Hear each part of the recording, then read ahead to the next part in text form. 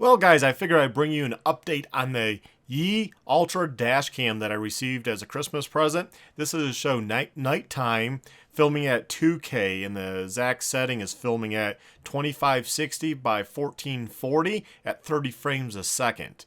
So this is going to give you an idea in a side street right here, really dark, pretty much headlights only. That's what it's going to look like. Now in the city, kind of a smaller city of Woodland Park with some lights, but not a lot of lights. This is going to give you an idea what it looks like in that setting. Now, there is one issue with this camera you'll notice when I'm in a bright lit area. As far as streetlights, there's like falling stars, shooting stars coming down. It seems really strange. I'll point it out later on.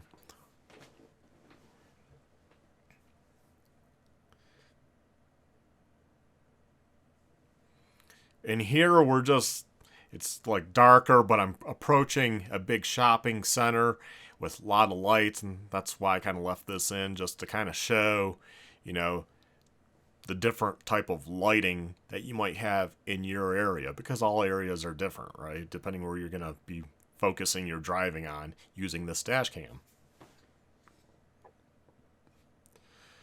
And then here we go from a lit area. We're going to go down the pass, and it gets dark, but I have vehicles in front of me that, are lit up.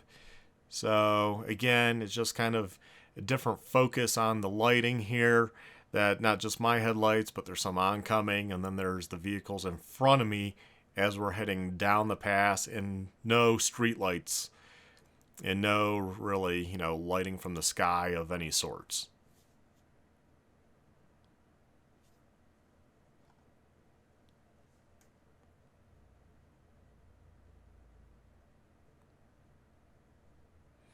And here we are entering, a bigger city. Colorado Springs is up ahead, and there's a lot of lights going on here. And here you can start seeing the shooting stars coming down, is what I'm calling them. See the green? It's going down.